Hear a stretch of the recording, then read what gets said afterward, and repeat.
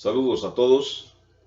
Iniciamos la presentación de nuestro episodio número 30 de la Carta a los Hebreos con el tema principal: Cristo conquistó la muerte, usando el capítulo 2, versículos del 9 al 13.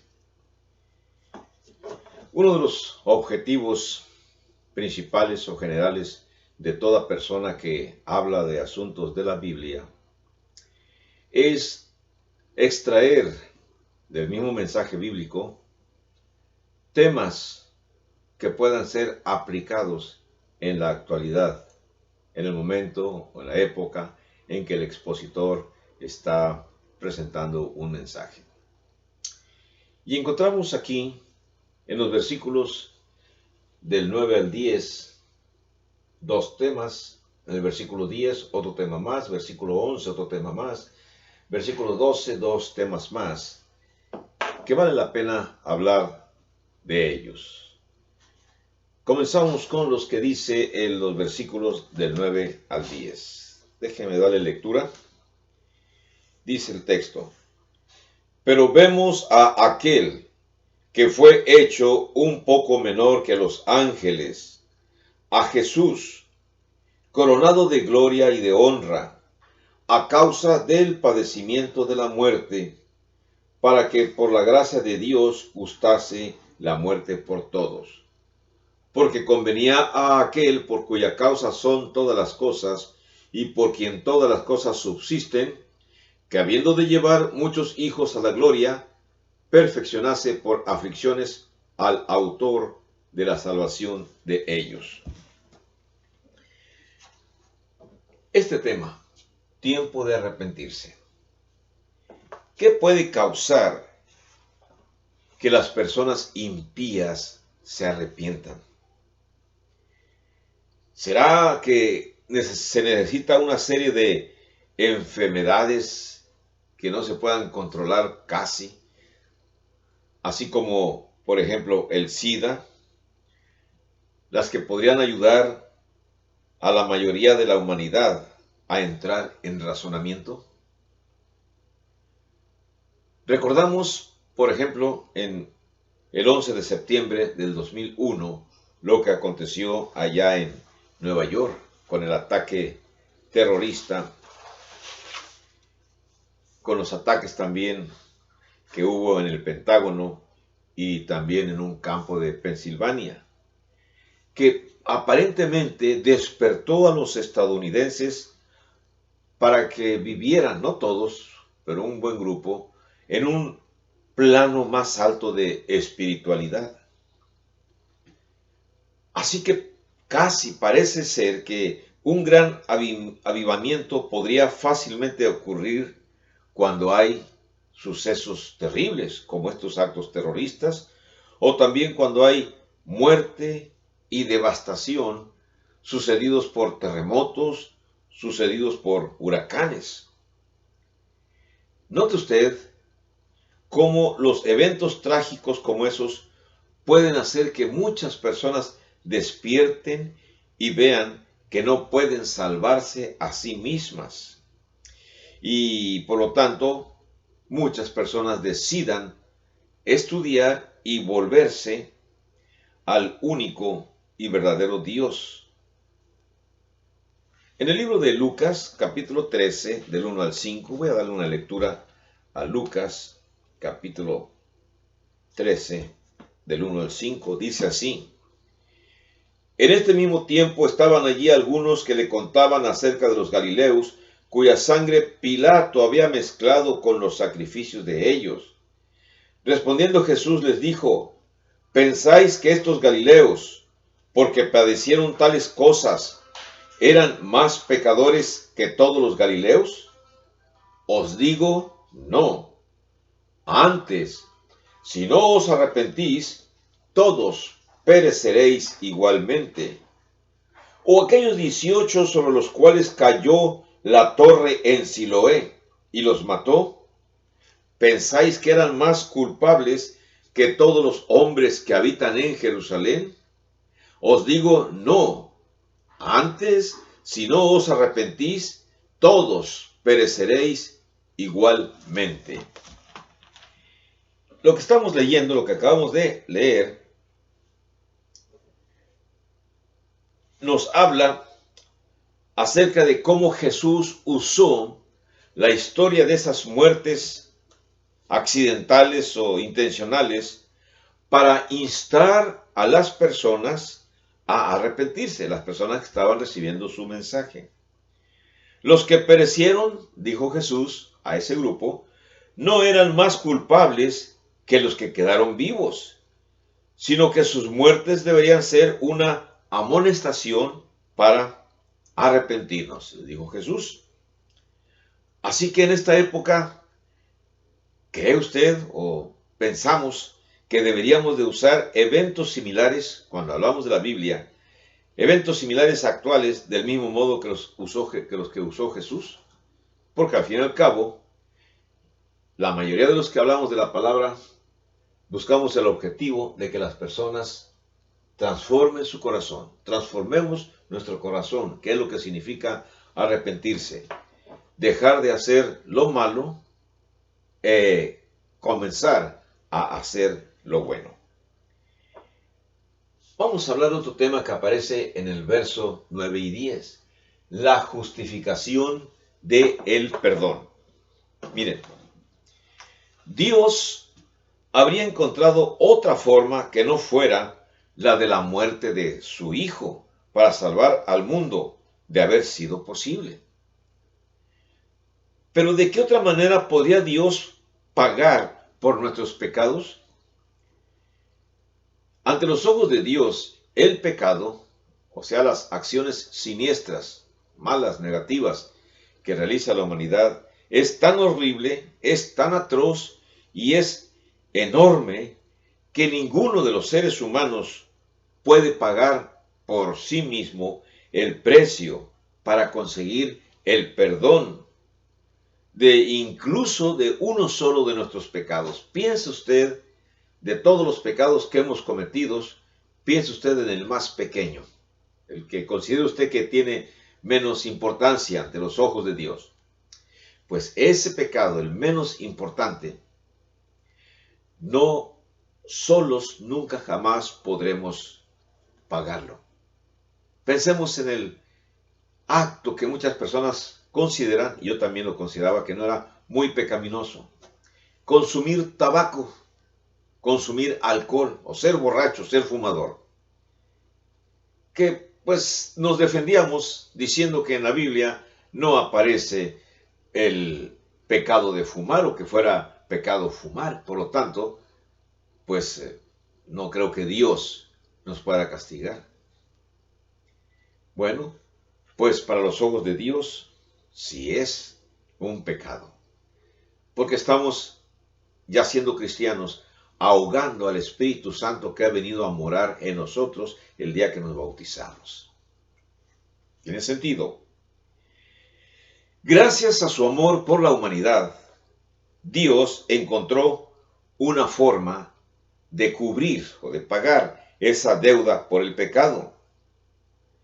Requirió el pago total de un sacrificio que fuera perfecto. Para algunos de ustedes que saben que en el antiguo pacto los judíos ofrecían animales para que los animales murieran en lugar de ellos mismos por sus pecados cada año, para Dios era una regla que se le había dado a los judíos. Pero en realidad la regla incluía mucho más, incluía la transformación del oferente. No nada más ofrecer el animal, sino la transformación de la persona que llevaba aquel animal a ser sacrificado. Así que en el caso nuestro, en el caso de la época cristiana, solamente Cristo, su Hijo, podía reunir todos los requisitos de un sacrificio perfecto. Ese Hijo, Cristo, consintió, estuvo de acuerdo en tomar forma humana, estuvo de acuerdo en vivir en la tierra como los humanos y morir por los pecados de la humanidad. Se hizo como si él fuera un pecador, como la frase lo dice, por nosotros se hizo pecado, para que nosotros fuésemos hechos justicia de Dios en él, como lo expresa Pablo cuando escribe a los Corintios, en 2 de Corintios, capítulo 5, verso 21. Déjeme usar la Biblia. 2 de Corintios, capítulo 5, verso 21, dice, desde el verso 20, hablando a los cristianos de Corinto, así que somos embajadores en nombre de Cristo, como si Dios rogase por medio de nosotros. Os rogamos en nombre de Cristo, reconciliaos con Dios. Al que no conoció pecado, por nosotros lo hizo pecado, para que nosotros fuésemos hechos justicia de Dios en él. Esas frases dichas en los versos 20 y 21, desde el 19, bueno, todo el capítulo, donde Pablo habla a los Corintios acerca de que Cristo Jesús es la reconciliación y que Dios reconcilió a la humanidad a través de Cristo, pero solamente cuando la persona sigue los mandatos de Cristo y muere y es sepultado juntamente con Cristo en el bautismo. Así que Dios, dentro del sistema cristiano, tiene una forma de pagar la deuda que requería de un verdadero sacrificio, no como el del Antiguo Testamento. Miren, la mayoría de las religiones, cuando hablamos de religiones, hablamos de el budismo, el mahometanismo u otras religiones más. No me refiero, como muchos de ustedes le llaman, religiones a los distintos grupos sectarios cristianos de la actualidad. No, no son religiones, son sectas.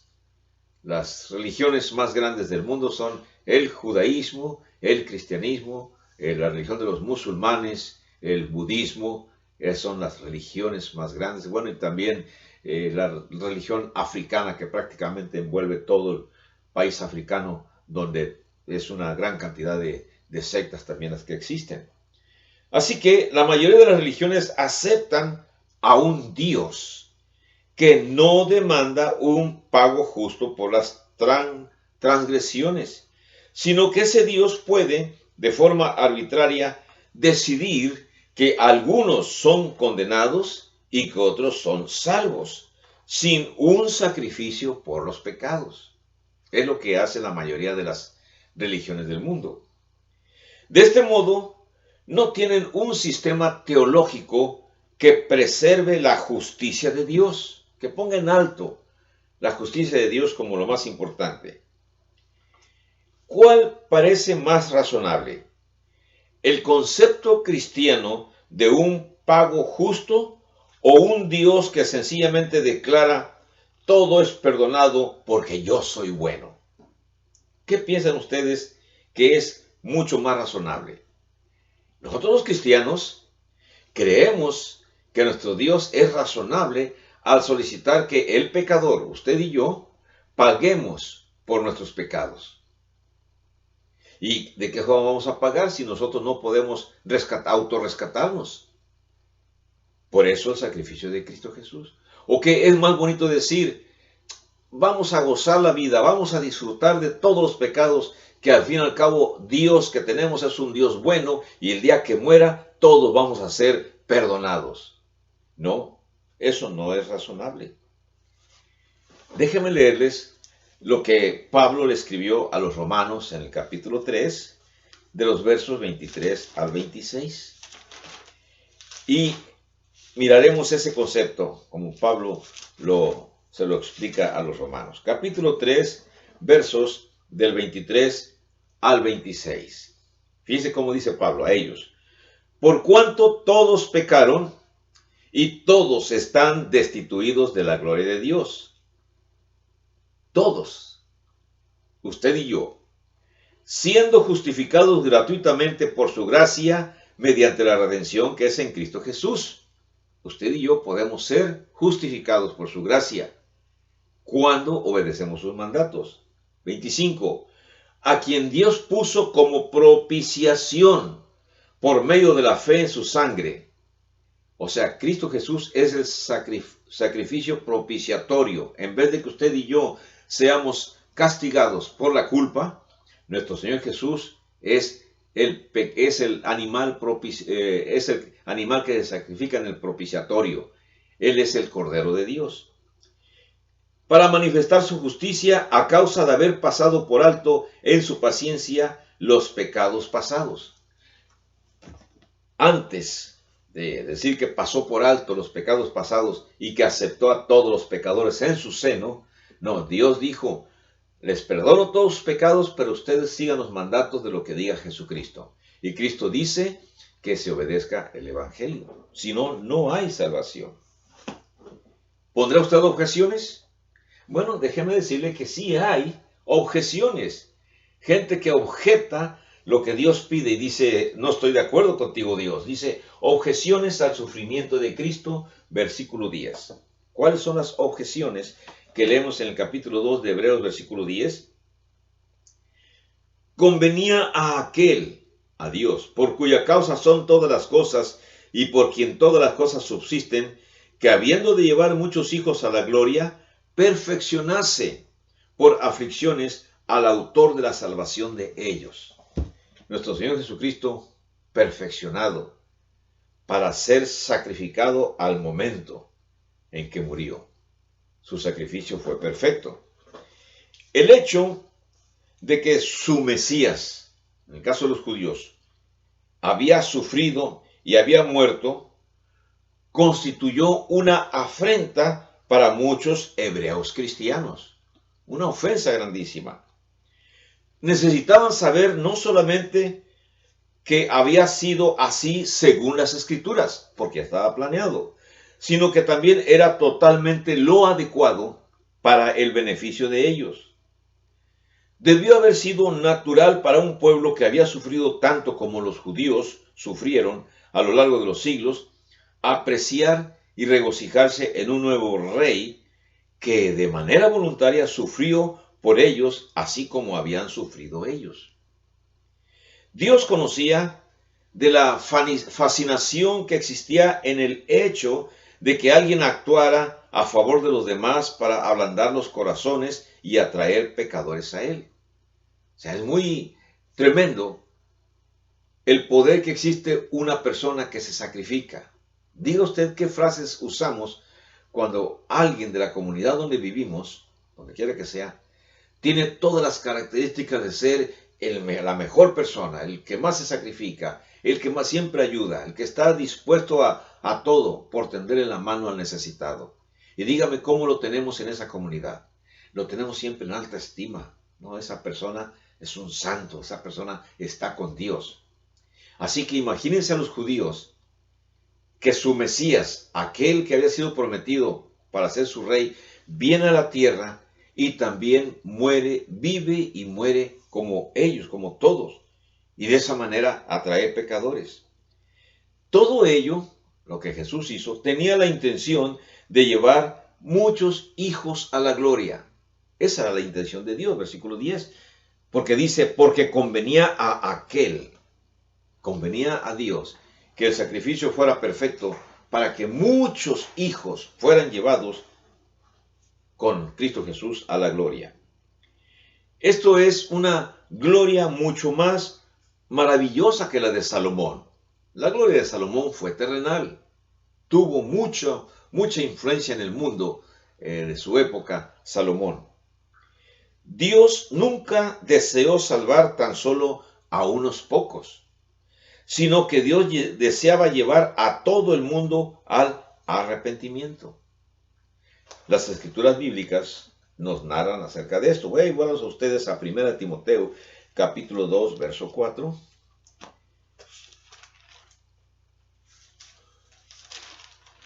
Se los leo en estos momentos. 1 Timoteo, capítulo 2, verso 4. El cual quiere que todos los hombres sean salvos y vengan al conocimiento de la verdad. O sea, el deseo de Dios, el deseo de Cristo es que todos, incluido usted y yo, todos seamos salvos y que todos vengamos al conocimiento de la verdad. Otro escritor más, que es Pedro, déjenme encontrar aquí Pedro,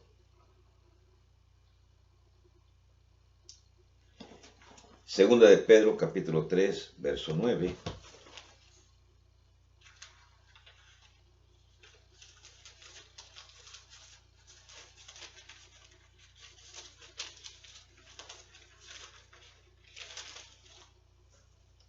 Dice el párrafo: el Señor no retarda su promesa, según algunos la tienen por tardanza, sino que es paciente para con nosotros, no queriendo que ninguno perezca, sino que todos procedan al arrepentimiento. Y ese todos se refiere a toda la humanidad. Dios quiere, los apóstoles quisieron, Cristo Jesús quiere que todo mundo se salve. Que nadie crea en su propia sabiduría, que puede diseñar un mejor método para que el Dios que nos ha presentado nos recoja. No hay otro método. Podrá usted haber escuchado que hay otros mediadores, pero hay un solo mediador para el cristiano, Cristo Jesús. La predicación del Evangelio todavía es la manera en la que Dios atrae a todas las personas a Él. No hay otra forma. Déjeme leerle el Evangelio de Juan, capítulo 6, 44 y 45. Me regreso aquí a la Biblia. Juan, capítulo 6, 44 y 45.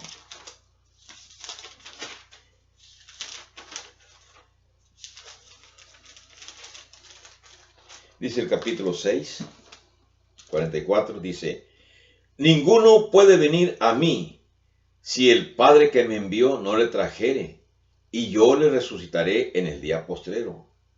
Escrito está en los profetas, y serán todos enseñados por Dios. Así que todo aquel que oyó al Padre y aprendió de él, viene a mí. No hay otra forma más que a través de Cristo Jesús. Veamos que en el versículo 11, ¿qué nos aparece?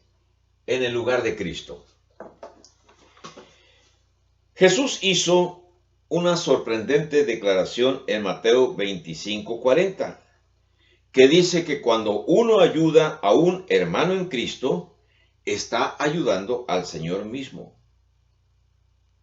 Cuando realizamos un acto benévolo a otra persona, pensamos: me conviene a Cristo, me convierto en Cristo para esta persona, me convierto en un ayudador para esta persona. No, está equivocado. Esta persona se ha convertido en Cristo para usted. Cuando ayudamos a una persona, esa persona es Cristo. Nos identificamos con Cristo al tratar a nuestros hermanos y hermanas en Él, con gran respeto, incluso hasta el punto de hacer sacrificios personales en beneficio de ellos. No nos convertimos en Cristo cuando ayudamos a nuestros semejantes. Al contrario, cuando ayudo a mis semejantes es como si le tendiera la mano a mi Señor, a Jesucristo. ¿Quiere usted conocer a Cristo? ¿Quiere usted que Él lo llame a usted hermano? Entonces, hoy, el día de hoy, busque usted a un hermano o hermana que esté en necesidad y satisfágale esa necesidad. Al hacerlo así, usted le servirá a Jesús. Hablo a los cristianos, pero cualquier otra persona también puede hacerlo, comenzando por buscando su propia salvación. Vamos a hablar esta circunstancia en el siguiente, esta otra aplicación en el siguiente video, cuando Jesús canta con la congregación, versículo 12. Dios sea con usted, que la pase bien. Hasta luego.